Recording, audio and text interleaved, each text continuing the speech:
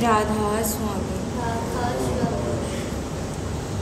फकीरा रूप तेरा अति प्यारा, फकीरा रूप तेरा अति प्यारा।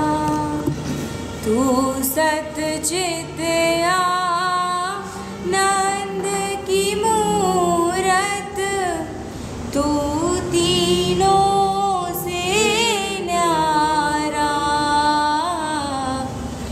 तू सतचित आनंद की मूरत, तू तीनों से न्यारा। तेरी गति मति बुद्धि न जाने, अटक रही मझधारा। फकीरा रूप तेरा अति प्यारा। कर्म किया सत कीचड़ घाटी, चित्त में विवेक विचारा। कर्म किया सत कीचड़ घाटी, चित्त में विवेक विचारा। सतचित आनंद बिलासा, चहुँ दिश हर्ष पसारा। फकीरा रूप तेरा अति प्यारा। तीन त्याग चौथे को धारे, सौ सब का आधारा। तीन त्याग चौथे को धारे, सौ सब का आधारा। द्वंद जगत त्रिकुटी की त्रिकुटी, छोड़ चला घर बारा। फकीरा रूप तेरा अति प्यारा। नहीं तू दो ना तीन चार है, नहीं तू सहस हजारा। नहीं तू दो ना तीन चार है, नहीं तू सहस हजारा। एक एक है, एक एक है, जाने जानन हारा। फकीरा रूप तेरा अति प्यारा। एक अनेक कहा है तुझ में, यह भी भूल विकारा। एक अनेक कहा है तुझ में, यह भी भूल विकारा। राधा स्वामी दया रूप लख अपना, तू व्यापक संसारा। फकीरा रूप तेरा अति प्यारा। फकीरा रूप तेरा अति प्यारा। राधा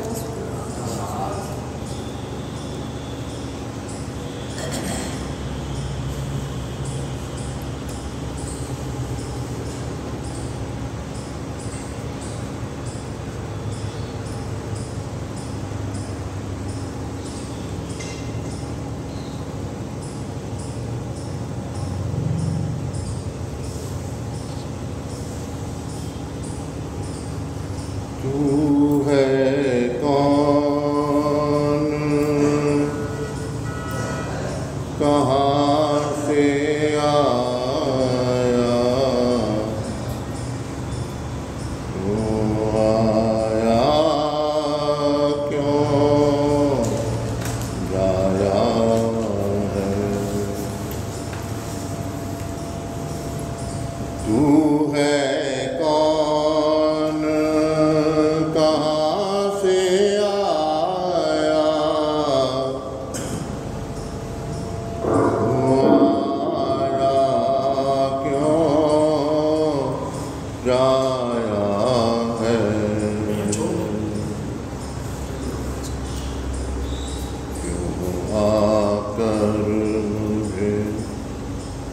अंग लगा स्वरूप दिखलाया है।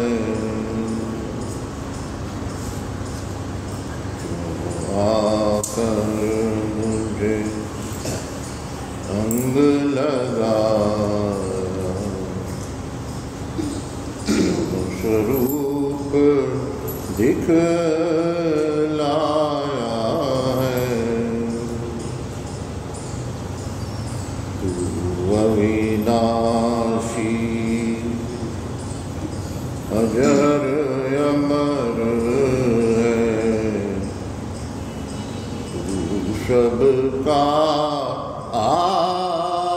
आधारा है।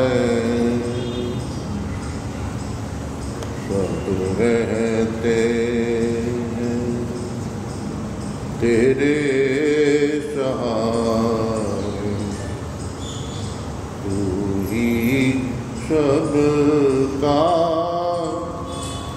सहारा है। तू अविनाशी।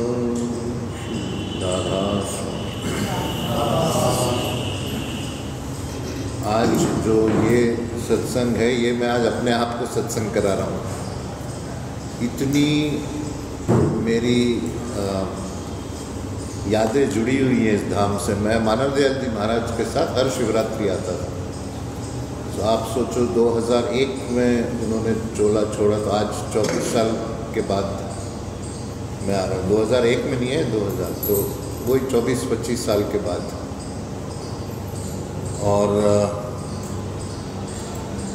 ये जो सिलसिला है, मैं आ रहा था कार में ये सोचता हुआ कि दाता दयाल, परम दयाल जी, मानव दयाल जी महाराज, मानव दयाल जी महाराज उनके जाने के बाद मैंने उनके एक सत्संग में पढ़ा कि ये 3 कॉम्बिनेशन है, अरिस्टोटल, प्लूटो और सोक्रेटिस। ये 3 कॉम्बिनेशन है। तो दाता दयाल अरिस्टोटल, परम दयाल जी महाराज प्लेटो और मानव दयाल जी महाराज सोक्रेटिस, ये जन्म लेते हैं। आप देखो, ये अगर मैंने पढ़ा होता जब मानव दयाल जी महाराज जिंदा थे, तो एक बहुत सारी बातें मैं उनसे कर सकता था। क्योंकि एक बड़ा अजीब वाक़या हुआ। मैं 9th क्लास में था, 9th क्लास यानी 13-14 साल का। हमें एक टॉपिक था सोक्रेटिस। सोक्रेटिस जैसे ही मैंने पढ़ा तो वो मेरे अंदर जैसे आग लग गई, और मैं सब जगह घूम घूम के वो पढ़ रहा हूँ घर के, और सारे का सारा चैप्टर कंटेस्ट हो गया मुझे सोक्रेटिस का। तो वो क्या बात थी जो सोक्रेटिस ने एक आग लगा दी मेरे अंदर। और परम दयाल जी महाराज के बारे में कल आचार्य जी ने जो शब्द पढ़ा, क्या क्या लिख गए दाता दयाल। हमें लगता है परमदयाल जी महाराज उनके शिष्य थे। दाता दयाल ने तो ऐसे शब्द लिखे हैं कि अपने तन की चाम की जूती पग फकीर पहनाओ। तो अगर शिष्य गुरु की रिस्पेक्ट करता है उतना ही, बल्कि उससे ज़्यादा गुरु शिष्य की करता है कदर। जब परमदयाल जी महाराज ने उस बैसाखी के सत्संग में मानवदयाल जी महाराज को अपना उत्तराधिकारी बनाया, तो जब सारा कार्यक्रम हो गया तो मानवदयाल जी महाराज जाने लगे। उनको बुलाया वापस स्टेज पर, बोले आओ वापस। स्टेज पे आए, ऐसे गले लगाया उनको, बोले तुझे पता नहीं शर्मा, तू मेरा दाता दयाल है। तो गुरु शिष्य जो है वो क्या है, मैं तू का झगड़ा खत्म। जहाँ पे परमदयाल जी ने अमेरिका में जो परसराम, अगर नहीं उनके साथ डॉक्टर घई थे आखिरी विजिट में, तो उन्होंने डॉक्टर घई को बोला कि मेरा यहाँ अमेरिका में आने का एक खास मकसद है, नहीं तो इतनी 93-94 की उम्र में, बोले मैं जाने से पहले आईसी शर्मा को अपने जैसा बना के जाऊंगा, इसीलिए मैं अमेरिका आया हूँ शर्मा के लिए। तो इस सिलसिले में गुरु शिष्य जो है या गुरु सत्संगी वो एक ही हो जाता है, कुछ दो पन्ना नहीं रहता है। तू मैं है या मैं ही तू है, क्या हूँ किसी विधि मैं जानूँ। वो जो एकत्व की भाषा है वो है हमारे संत मत की नींव। परमदयाल जी महाराज क्यों बोलते थे कि मैं नई दुकान कभी नहीं खोलता अगर मैंने वही काम करना होता जो ये बाकी गुरु कर रहे हैं, कभी मैं नई दुकान नहीं खोलता। वो नई दुकान क्या है परमदयाल जी महाराज की, जो वो काम करना नहीं चाहते थे और गए वो बाबा सावन सिंह जी के पास कि मैंने सच्चाई बोलनी है, मैं ये काम नहीं कर सकता। तब जब बाबा सावन सिंह जी ने वो दाता दयाल का स्वरूप मानते थे उनको, तो तब जब बाबा सावन सिंह ने कहा तुम ये काम शुरू करो, मैं तुम्हारा पुष्टपना रहूँगा, और मुझसे सच्चाई बोली नहीं गई क्योंकि मैंने डेरा चलाना है। ये बाबा सावन सिंह जी के वाक्य थे परमदयाल जी को। लेकिन तुम सच्चाई से काम करो और मैं तुम्हारा पुष्टपना रहूँगा। और देखो वो जो रक्षा बाबा सावन सिंह जी की थी, परमदयाल जी महाराज की हत्या के कितने कोशिश लोग खड़े हो गए थे उनकी हत्या करने, और परमदयाल जी महाराज उनके पहुंच गए उनके आश्रम में, बोले आ गया मैं, मार दो मुझे। बोले लेकिन एक फकीर मरेगा 100 फकीर और पैदा हो जाएंगे। सच्चाई को कोई रोक नहीं सकता। वो सच्चाई क्या थी जो परमदयाल जी महाराज ने, सच्चाई तो पहले भी थी लेकिन जितना उसको एक जोर दे करके परमदयाल जी महाराज ने उजागर किया वो किसी ने नहीं किया। वो सच्चाई क्या थी, परमदयाल जी महाराज जो हर सत्संग में आप सुनेंगे उनके, कोई एक भी सत्संग खाली नहीं उससे। वो सच्चाई ये थी कि कोई गुरु महात्मा तुमको कुछ नहीं दे सकता, जो कुछ है वो आपके अंदर है। गुरु क्या कर सकता है, गुरु सिर्फ आपके विचारों को मोल्ड कर सकता है बस, और आपकी लाइफ उससे बदलती जाएगी। बाकी ये सारा जो आप लोगों ने तो बहुत सत्संग सुने परमदयाल जी महाराज के,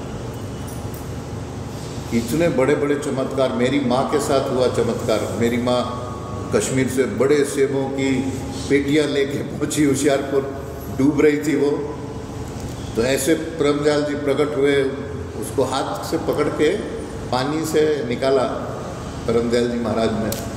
तो मेरी माँ बोलती है अगर आप नहीं थे तो कौन था वो, मैं निकली कैसे बाहर उस पानी की बहाव से, पानी तो बह रहा था, तो मैं ऐसी हाथ ऊपर किया तो ऐसे कैसे निकल गई। फिर परम दयाल जी महाराज ने कहा नहीं, ये तुम्हारा ही मेरे ऊपर जो विश्वास था, उस विश्वास ने मेरा शरीर बनाया उधर तुम्हारी मदद करने के लिए। मुझे तो पता ही नहीं कौन गया। ये सच्चाई जो थी, ये इस सच्चाई को बताने के लिए परम दयाल जी महाराज का अवतार हुआ। नहीं तो परम दयाल जी महाराज तो, उनको तो कोई शौक नहीं था गुरु बनने का। वो तो बोलते अगर मुझे पता होता कि ये गुरुआई का काम है, अगर ये करना है मुझे गुरु बन के, बोलते मैं दाता दयाल की आज्ञा को ठुकरा देता। अगर आपने आध्यात्मिक काम या गुरुआई का काम सच्चाई से करना है, इससे बड़ी कोई सजा नहीं, कोई सजा इससे बड़ी नहीं है। 24 घंटे आप लोगों की सुन रहे हो, 24 घंटे किसकी ये पीड़ा, किसकी वो पीड़ा, किसका ये दर्द, किसका। मुझे अगर कोई सुखी आदमी मिलता है मैं बड़ा खुश हूँ। बहुत आज भी इनसे मिला मैं, भीम सिंह जी से, इनकी लड़की की वाइब्रेशन आई, बहुत खुश हुआ मैं बहुत खुश होता हूँ कोई सुखी आदमी आता है मेरे सामने। तो ये सज़ा है, और ये सज़ा इसीलिए दी जाती है कि आगे गुरु ने एक, उसको इंग्लिश में बोलते हैं कैरेट बता के रखा है, भाई ये काम कर तब तू पहुँचेगा वहाँ पर। जो परम दयाल जी महाराज ने मानव दयाल जी महाराज से कहा कि शर्मा तुमने मेरा ये काम करना ही पड़ेगा, क्योंकि माता जी खुश नहीं थी। इतना अच्छा जीवन, आपको पता है इंडिया के बाहर बड़ा कंफर्टेबल जीवन होता है, वो छोड़ के आना, फिर यहाँ घूमना, घर घर, गांव गांव, शहर शहर, अपनी सारी आराम और सहूलतें, पैसे सब छोड़ के काम करना।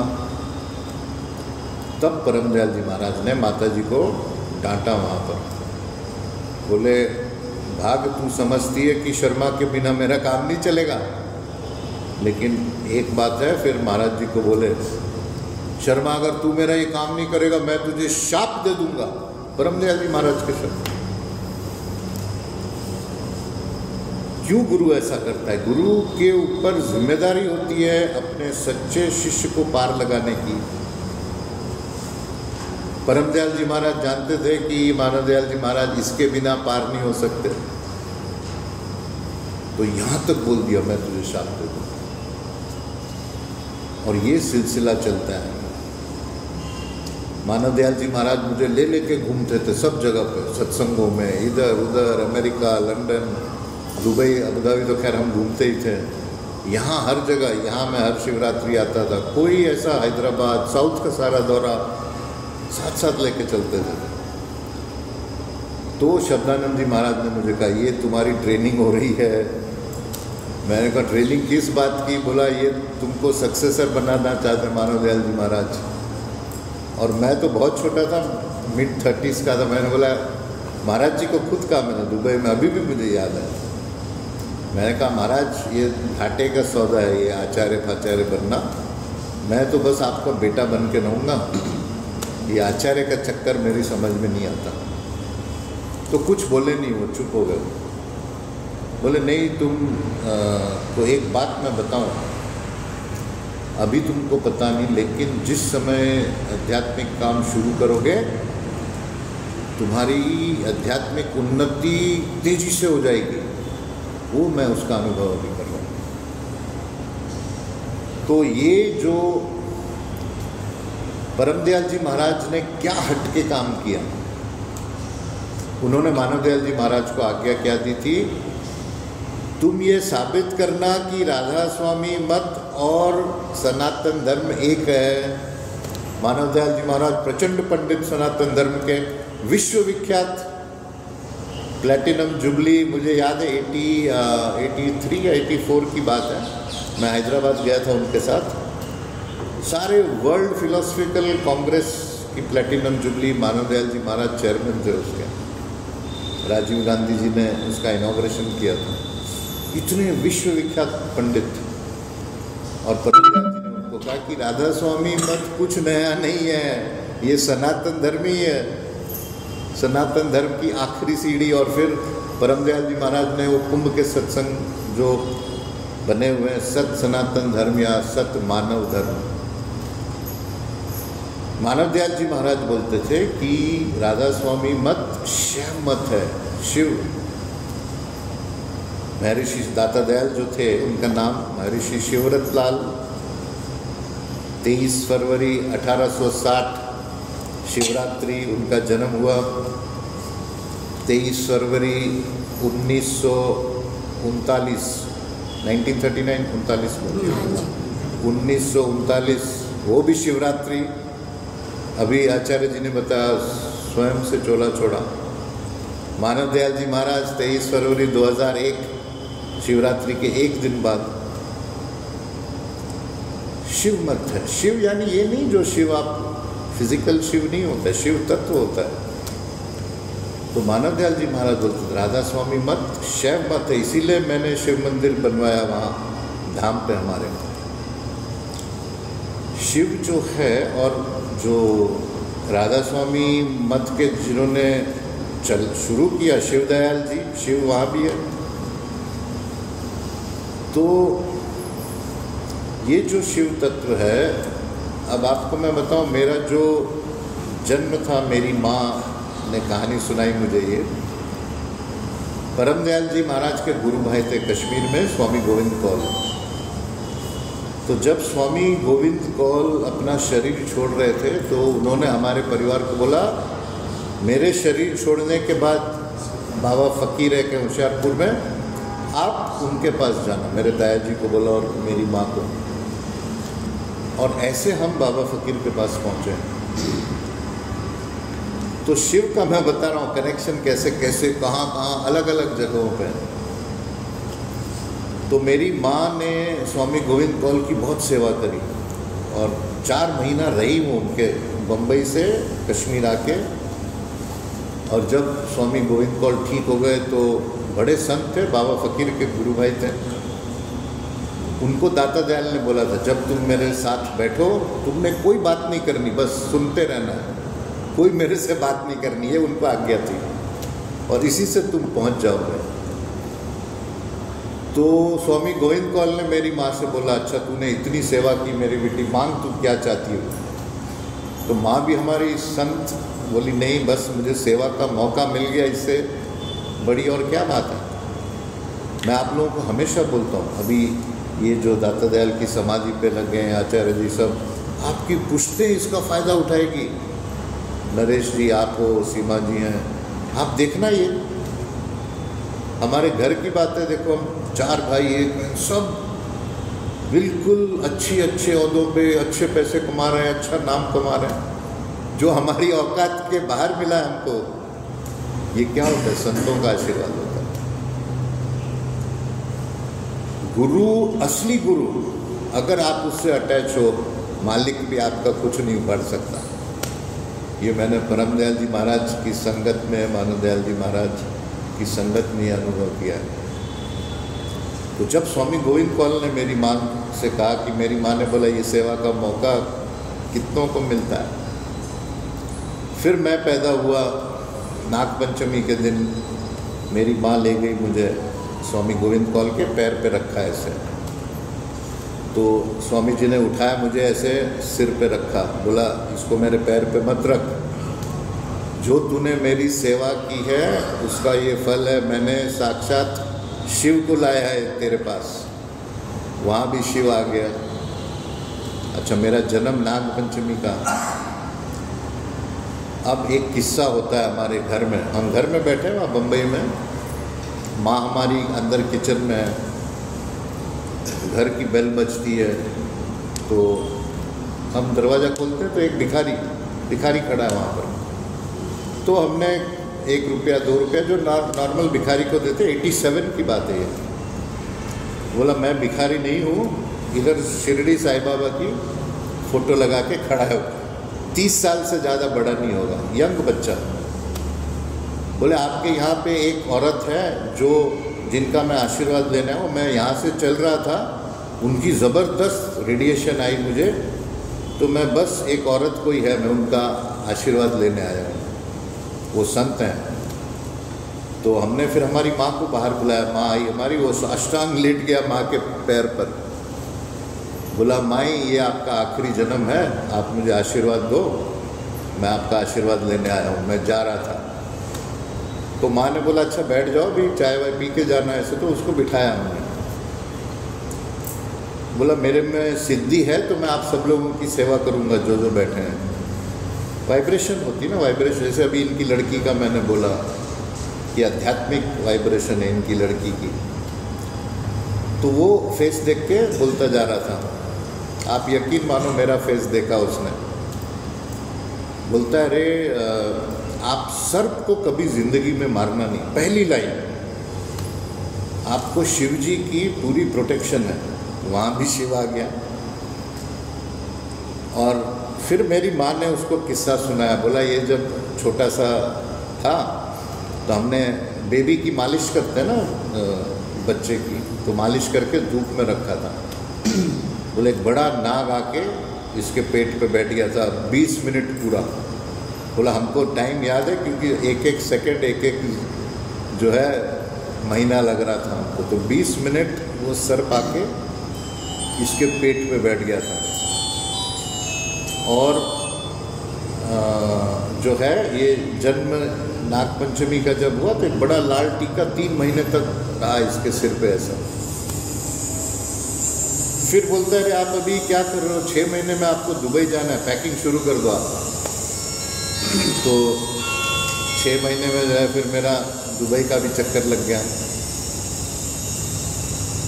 मैं बता रहा हूँ कहाँ से कहाँ बहुत शिव जो है, शिव हर जगह पे साथ रहता है। तो शिव क्या है, शिव मेरा बहुत डीप कनेक्शन है शिव तत्व से। आप देखो मैं 17 साल का था, मुझे अभी भी याद है, पहली मैंने स्वामी विवेकानंद की बुक उठाई वॉल्यूम 4, एक बिल्कुल सारे के सारे 9 वॉल्यूम्स मैंने 1 बाय 1 करके एक हफ्ते में ख़त्म कर दिए। दिन रात पढ़ता था, रात रात को जाग के। अब विवेकानंद क्या थे, विवेकानंद तो शिव थे साक्षात। उनकी माँ ने शिव भगवान से वो प्रार्थना करती थी और उनका नाम कुछ विमर या विमेश्वर रखा था पहले, जो शिव जी का नाम था। और सारा वो शिवमय थे स्वामी विवेकानंद।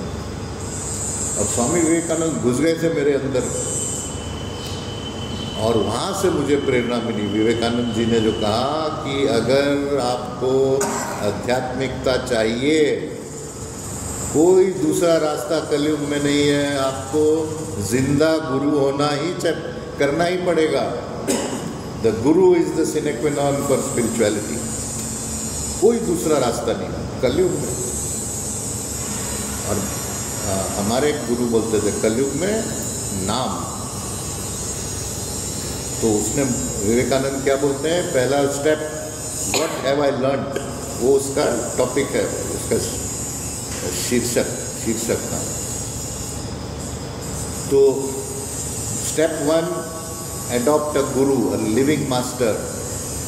नंबर 2 उसकी एक लीनिएज होनी चाहिए। ये सेल्फ स्टाइल्ड गुरु नहीं चलता है।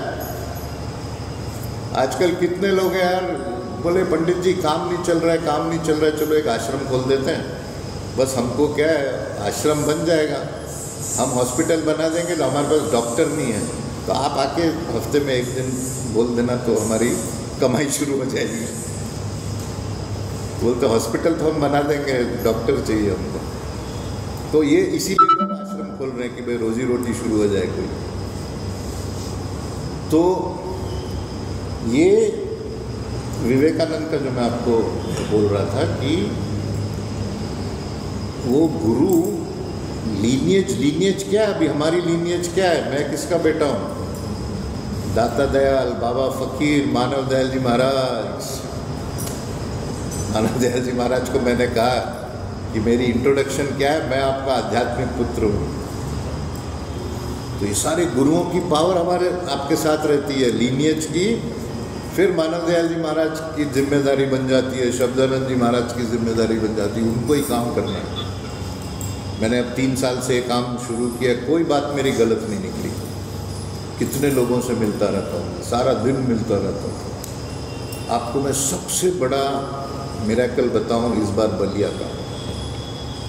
पता नहीं कल मैंने सत्संग में कहा कि नहीं, कि मैं जैसे ही बैठा उस चारपाई पे, मुझे मानव के ही सब आने लग गए, सारे, जैसे होता है ना फ्लो पूरा, और मैं उसको बोलते जा रहा हूँ। अब मैं जैसे ही बोलता हूँ बोलता है आपने 3 साल पहले यही बात बोली थी, यही सेम बात। मैंने बोला मुझे थोड़ी याद होता है, जो कल मैंने बोला आज भूल जाता हूँ।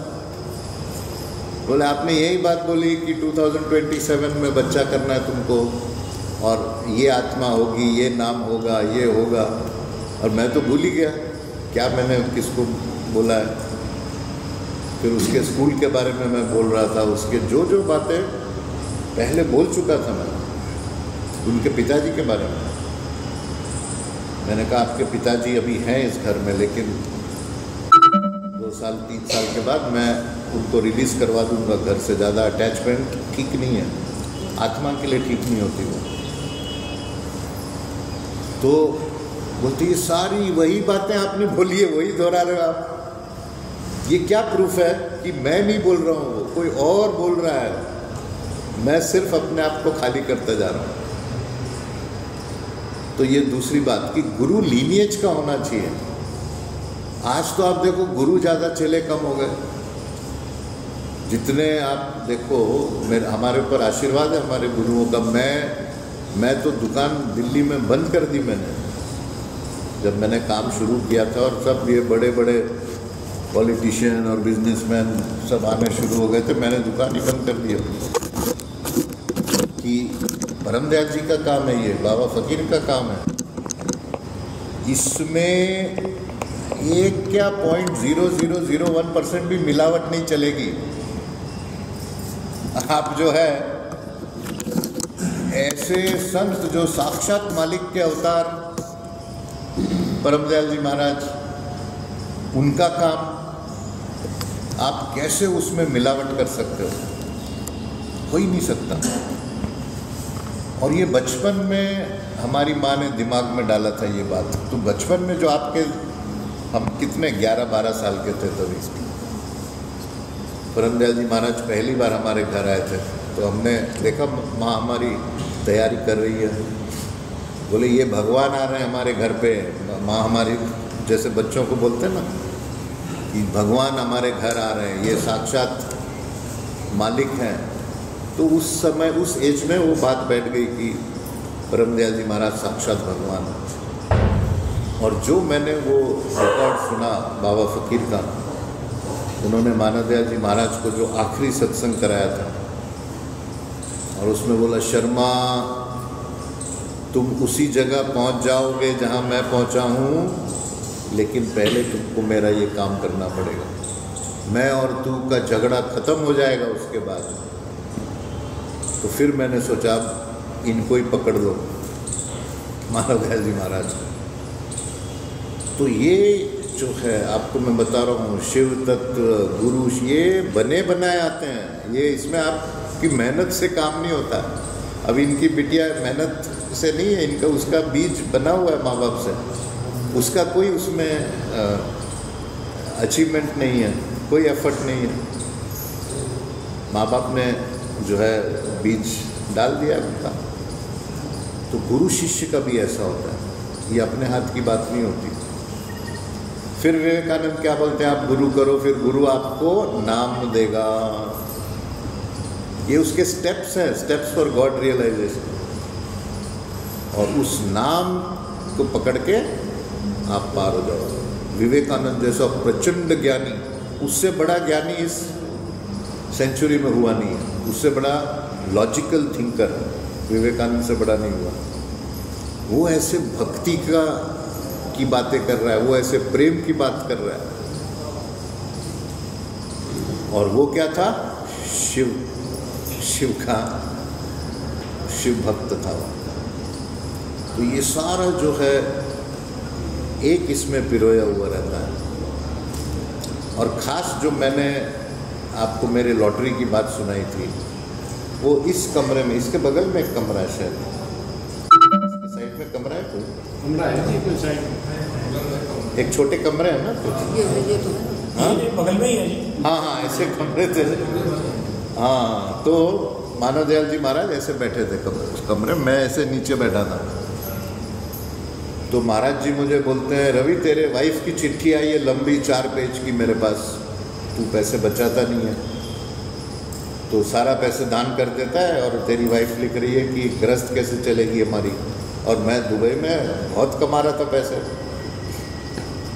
तो उन दिनों मतलब आप समझो 88 में गया था मैं दुबई, लाखों में कमा रहा था, 31 साल का था मैं, 28-29 साल का। तो वाइफ मेरी जब तक बेटा था तो चिंतित नहीं थी, बेटी हमारी हुई तो हमारी वाइफ को चिंता होने लगी। तो उन्होंने महाराज जी को बड़ी चिट्ठी लिखी कि आप समझाओ इनको। तो यहीं बैठे थे, शिवरात्रि का दिन था। तो महाराज जी बोलते हैं अब क्या करें, तेरी वाइफ को कैसे खुश करें किसी धाम पर। मैंने कहा महाराज एक लॉटरी लगवा दो मेरी, ख़त्म बात, लॉटरी के पैसे मैं दे दूंगा अपनी वाइफ को। तो महाराज जी पूछते हैं कौन सी लॉटरी चाहिए तुझे।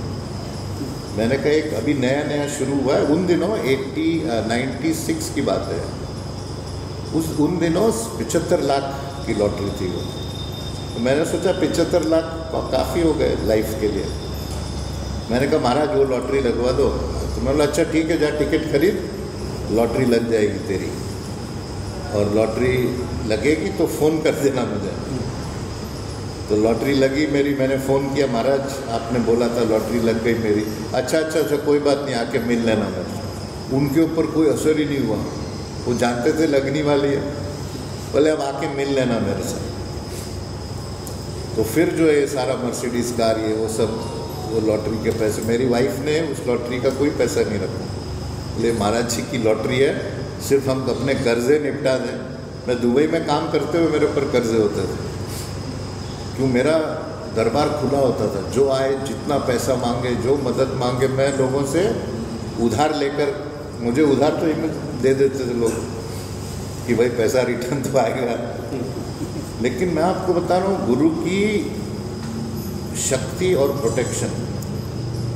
तो अभी मुझे याद आए, यही धाम में एक कक्ष में बैठे थे और ऐसे ऊपर देखा आपने सीलिंग पर, बोले जा तू लॉटरी खरीद, तेरी लॉटरी लग जाएगी।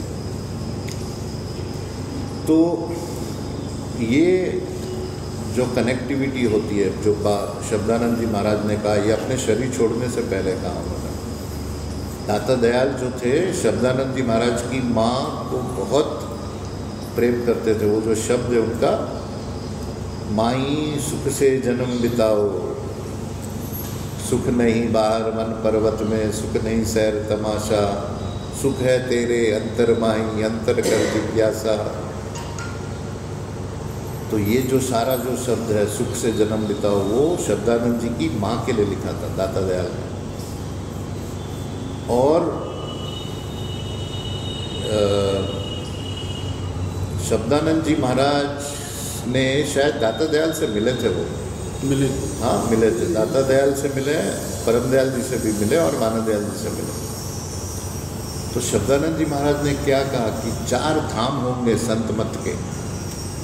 एक ये धाम दाता दयाल की समाधि गोपीगंज, दूसरा परम दयाल जी महाराज की समाधि होशियारपुर, तीसरा मानव दयाल जी महाराज की समाधि जो दुर्गापुर में है, और चौथा मुबारकपुर की जहाँ शब्दानंद जी महाराज की समाधि। तो अब ये चारों धाम को अच्छा बनाना, इसकी फैसिलिटीज़ को क्या बोलते हैं, सुविधाएं, इसका जो भी अपकीप है, ये सब हमारी रिस्पॉन्सिबिलिटी बनती है चारों जगह की। होशियारपुर से तो खैर मैं टच में हूँ, राना और झिम्पा मेरे बहुत करीब हैं, और यहाँ मैं पहली बार आया इधर गोपीगंज में। तो हमने सब साथ मिल के इसको, यहाँ के धाम का भी काम करना है। तो ये जो है, देखो मौज कैसी हुई। मेरी आज की टिकट थी दिल्ली की, और मानव ने बोला मुझे कि नहीं आप बढ़ा दो, तो दो दिन से बढ़ाई मैं, और देखो पर्पस था यहाँ पे आना आप सबके दर्शन करने। तो अब जो है राधा स्वामी का आरती कर लो। राधा स्वामी राधा